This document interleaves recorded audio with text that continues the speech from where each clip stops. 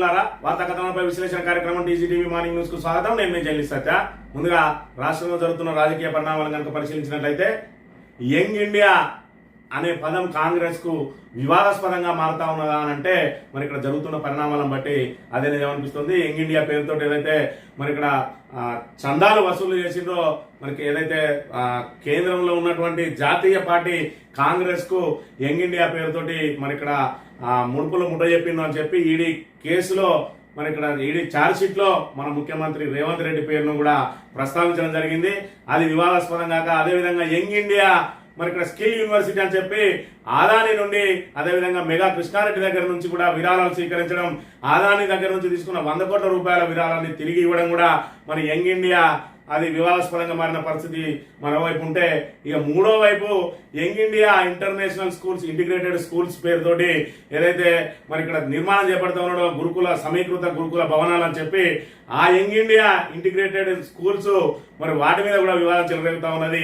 85 కోట్లతోటి మరి ఇక్కడ ప్రారంభిస్తామని చెప్పి దాన్ని 200 కోట్లకు ప్రతిపాదనలు పెంచడం, ఏకంగా మరి 20 స్కూళ్ళకి 2400 కోట్ల తేడా రావడం కూడా పెద్ద ఎత్తున దుమారం రేగుతున్న పరిస్థితిని మనం ఇక్కడ చూడాలి. మరోవైపు చూసుకున్నట్టయితే చంద్రబాబు నాయుడు హైదరాబాద్ ను నేనే డెవలప్ చేసిన ఇవాళ జీడిపి తెలంగాణలో జీడిపి పెరగడానికి మన నా పాలనే కారణం అని చెప్పి ఎప్పుడో 2004లో మరి ఇక్కడ పదవి నుంచి దిగిపోయిన చంద్రబాబు ఇప్పటికి కూడా తనకు తానే డబ్బా కొట్టుకుంటున్న పరిస్థితిని కూడా మనం చూడాలి. మహానాడులో మరి ఇలా తెలంగాణ అభివృద్ధికి తానే కారణం అని చెప్పి గొప్పగా చెప్పుకోవడంతో పాటు మరి ఏదైతే గోదావరి మీద ఉన్నటువంటి ప్రాజెక్టులు వీటిని కూడా అడ్డుకోలేదని చెప్పి అడ్డంగా అబద్ధాలు ఆడడాన్ని కూడా మరి తెలంగాణ ప్రజలందరూ అదేవిధంగా నెటిజన్లందరూ కూడా తీవ్రంగా విమర్శిస్తున్న పరిస్థితిని మనం ఇక్కడ చూడాలి. మంథని విషయానికి వస్తే మంథని నియోజకవర్గంలో సోషల్ మీడియా వారియర్స్ మీద మరి ఇక్కడ పూర్తిగా అణచివేత కార్యక్రమాలు జరుగుతూ ఉన్నాయి.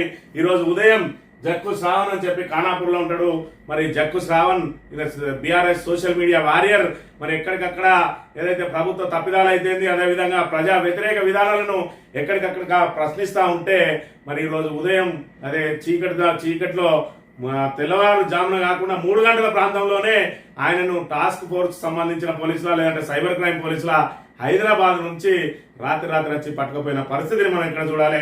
ఆయన చేసిన నేరం ఏంటంటే ఏదైతే ప్రభుత్వ ప్రజా వ్యతిరేక విధానాలను ఎప్పటికప్పుడు ఎండగడుతూ సోషల్ మీడియాలో యాక్టివ్గా ఉంటే ఆయన గొంతు నొక్కడానికి ఈరోజు అక్రమ కేసులు పెట్టి ఆయనను వాళ్ళ కుటుంబ సభ్యులను వేధించడానికి మరి ఇక్కడ రాత్రిళ్ళు ఆయనను పోలీసు వాళ్ళు మరి ఆ ఇంటి మీద దాడి చేసి పట్టుకుపోయిన పరిస్థితి. మరి ఇక్కడ శ్రావణ్ ఏ విషయంలో అయినా కూడా తన గొంతును మరి ఇక్కడ ప్రజాపక్షం వహిస్తూ తన గొంతును వినిపిస్తూ ఉంటాడు.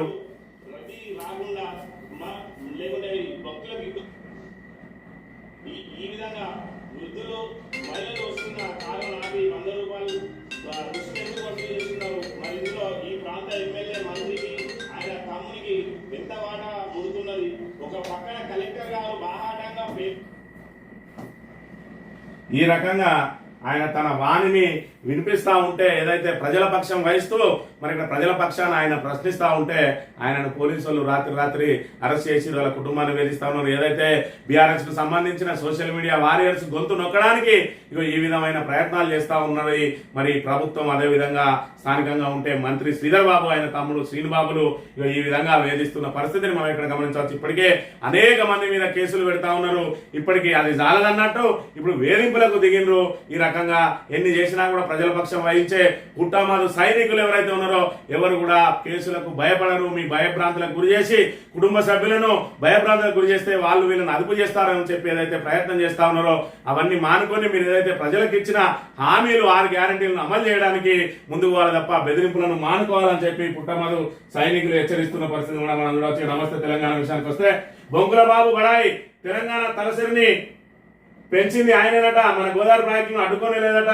తెలుగు నేల అంటూ 2 కళ్ళ సిద్ధాంతం నాడు తెలంగాణ ప్రాజెక్టులకు అడుగడుగున అడ్డుకుల్లా 2014 నుంచి 19 మధ్య కేంద్రం బోర్డులకు ఫిర్యాదులు, కాళేశ్వరం సహా ప్రతి ప్రాజెక్టు పైన విషయం చెప్పిన బాబు తెలంగాణ ప్రాజెక్టులకు వ్యతిరేకంగా ఏపీలో తీర్మానం, తానే శంకుస్థాపన చేసిన దేవాదుల పైన అదే ఏడుపు, మండిపడుతున్న రాష్ట్ర సాగునీటి రంగ విశ్లేషకులు అని చెప్పి ఇవాళ బొంకుల బాబు మరి ఇక్కడ మహానాల్లో ఏం చెప్తా ఉన్నాడు. గతంలో చూసినాం తెలంగాణ రాష్ట్ర ఏర్పాటు సమయంలో 2 కళ్ళ సిద్ధాంతాన్ని మరి ఇక్కడ ఆయన పాటించిండు. 2 నాలుకల దొరుకుతాడు వ్యవహరించిండు. ఒకవైపు తెలంగాణకు సానుకూలం అని లెటర్ ఇస్తాడు, మరోవైపు తెలంగాణ ఉద్యమాన్ని అడ్డుకోవడానికి తన టీడీపీ నేతలందరినీ ఎగదోస్తాడు.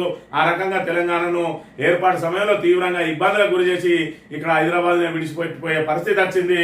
ఆ తర్వాత మరి 2014లో 2 రాష్ట్రాలు వేరైన తర్వాత ఆంధ్రాకు సీఎంగా ఉన్నటువంటి ముఖ్యమంత్రి మనకి ఇప్పుడు ఏదైతే గోదావరి మీద ఒక్క ప్రాజెక్టు కూడా లేకపోవడంతో మరి కాళేశ్వరం లాంటి బృహత్తరమైన ప్రాజెక్టు కట్టుకుంటా ఉంటే ఆ ప్రాజెక్టుకు అడుగడుగున అడ్డుపులు లేచిండు. ఒక్క గోదావరి కాదు, 2014 నుంచి 19 మధ్య చంద్రబాబు ప్రభుత్వం మరి ఇక్కడ 2018లో మరి కాళేశ్వరం ప్రాజెక్టు మీద 17గా డిండి, పాలమూరు, రంగారెడ్డి, భక్త రామదాస్ ప్రాజెక్టుల మీద, అదేవిధంగా 2017లో తుమ్మిళ్ళ ఎత్తిపోతల పథకం మీద, 2017లో భక్త రామదాసు ఎత్తిపోతల పథకం మీద, 2017లో SRSP 1 సీతారామ ప్రాణహిత చేవెళ్ల వరద కాలువ మీద, అదే 2017లో SRSP సీతారామ ప్రాణహిత చేవెళ్ల వరద కాలువ, అదేవిధంగా 2016లో పాలమూరు రంగారెడ్డి డిండి ప్రాజెక్టు పనులు నిలిపేయాలంటూ కేంద్రానికి చంద్రబాబు స్వయంగా లేఖ రాసిందట. పాలమూరు రంగారెడ్డి డిండి ప్రాజెక్టును 2016లో 2017లో లోపభూయిష్టంగా ఉన్న కల్వకుర్తి ప్రాజెక్టు నీటి కేటాయింపు పెంచారంటూ దాని మీద ఫిర్యాదు చేసిండు. 2015లో కూడా పాలమూరు రంగారెడ్డి డిండి ప్రాజెక్టు మీద, అదేవిధంగా 2015 జూన్లో చేసిండు, ఆగస్టులో చేసిండు. మరి ఇక్కడ డిండి ప్రాజెక్టు పాలమూరు రంగారెడ్డికి అడుగడుగున ఆటంకాలు సృష్టించి ఈ రోజు చూసుకున్నట్టయితే మళ్ళీ నేనే ఇక్కడ అది తెలంగాణ తలసరి ఆదాయం పెరగడానికి ప్రధాన కారణం అని చెప్పి చెప్పుకుంటున్న పరిస్థితి మనం ఇక్కడ చూడాలి. 2 నాలుగుల చంద్రబాబు మరోసారి 2 కళ్ళ సిద్ధాంతాన్ని బయటకు తీసిండు. బడాయిల బాబు మరోసారి బొంకుల పురాణం వినిపించిండు. నదుల అనుసంధానం పేరుతో మరోసారి తెలంగాణ నిండబెట్టి గోదావరిని కొల్లగొట్టి బనకచెర్ల భాగవతం మొదలుపెట్టిన చంద్రబాబు నోట సరికొత్తగా తెలుగు నేలకు జలహారతి అనే వినూత్న పదం పురుడు పోసుకున్నది. ఆయన దృష్టిలో తెలుగు నేల అంటే ఆంధ్రప్రదేశే.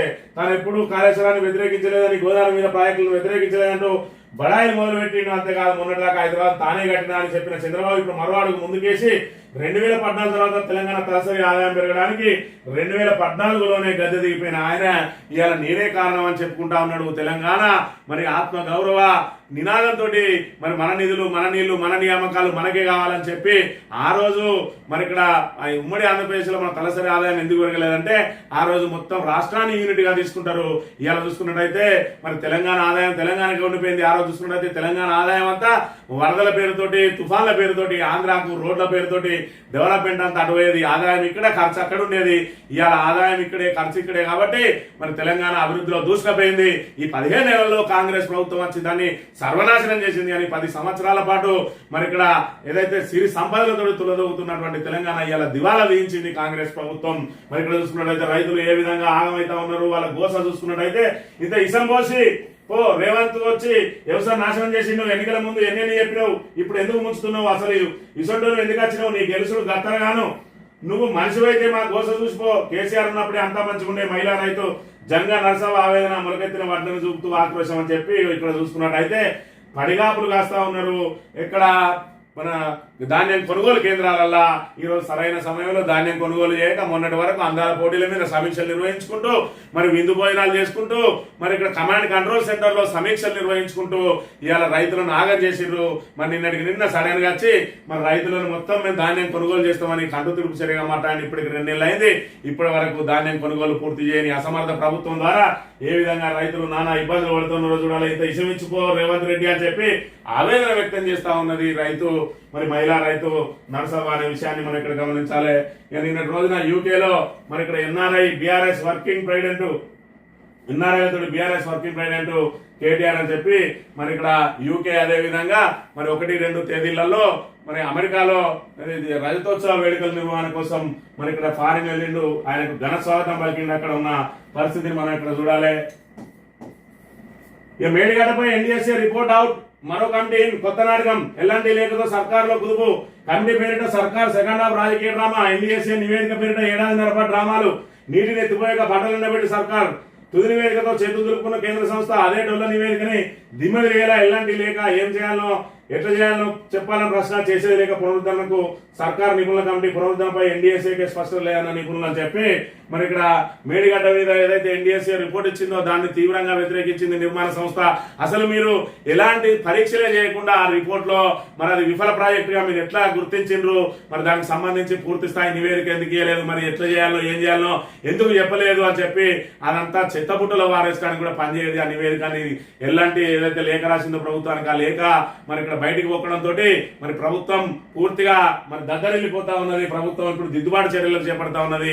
ఎన్డీఎస్ఏ పేరుతో 17 నెలల పాటు ఇక్కడ కాలం వెల్లదీసుకొచ్చింది. దాని మరమ్మతులు చేపట్టగా ఇప్పుడు మళ్ళీ నిపుణుల కమిటీ అని కొత్త నాటకం ఆడుతా ఉన్నది. దీంతో ఇంకో 2-3 ఏళ్లు గడిపితే కాళేశ్వరాన్ని మరి ఇక్కడ మళ్ళొకసారి ఓట్లుగా మార్చుకోవడానికి ప్రయత్నం చేస్తా ఉన్నది. దానికోసం మరి ఇక్కడ రైతుల పొలాలను మరి ఇక్కడ ప్రజల తాగునీటి అవసరాలను కూడా పనంగా పెట్టి ఓటు రాజకీయం చేస్తా ఉన్నది. దానికోసం గోదావరిని ఎండబెట్టి ఆంధ్రాకు న్యాయం చేసే విధంగా, ఆంధ్రాకు నీళ్లు తరలిపోయే విధంగా ఈరోజు రేవంత్ సర్కార్ మరి ఇక్కడ అసమర్థ పాలిస్తున్న పరిస్థితిని కూడా మనం ఇక్కడ ప్రధానంగా గమనించాలి.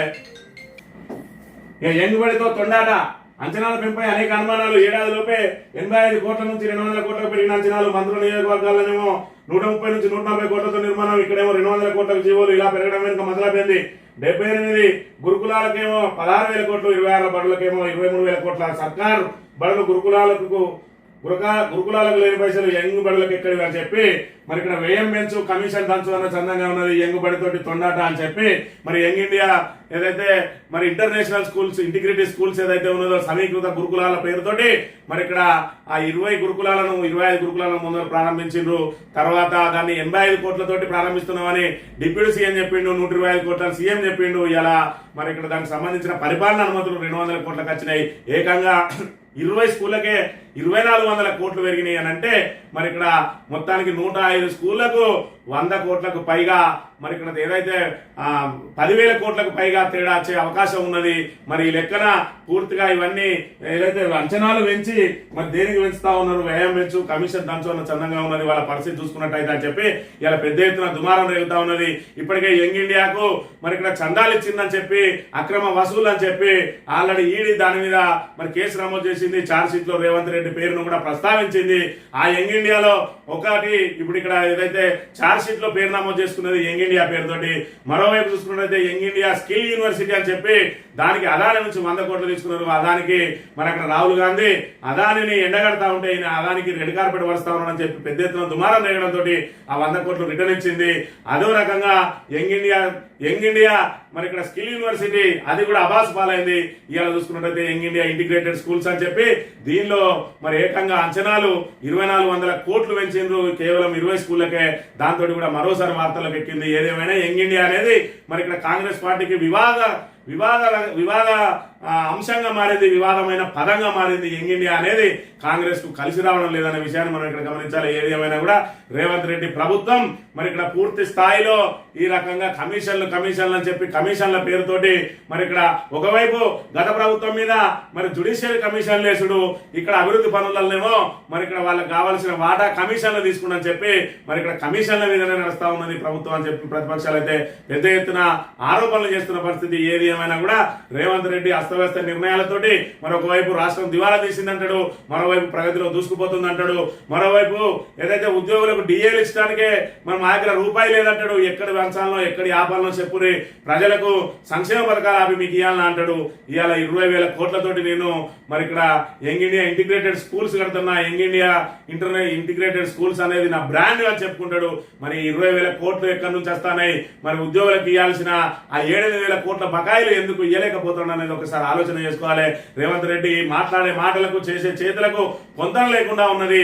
ఏది ఏమైనా కూడా ఇది ప్రజా రంజక ప్రభుత్వం కాదు, ప్రజలను హింసించే ప్రభుత్వం అని చెప్పి మరోసారి తేడతెల్లమవుతున్న పరిస్థితిని మనం ఇక్కడ గమనించాలి. మొత్తానికైతే ఈ 3 ఏళ్ల పాటు ప్రజలు నరకం అనుభవించక తప్పదు అని చెప్పి డిసైడ్ అయి ఉన్నారు. మళ్ళీ బీఆర్ఎస్ రావాలి అని బీఆర్ఎస్ కోసమే ఎదురు చూస్తున్న పరిస్థితిని అయితే మనం ఇక్కడ చూడవచ్చు. ఇది ఈ రోజు మార్నింగ్ న్యూస్ తెలియబద్దాం. Thank you very much.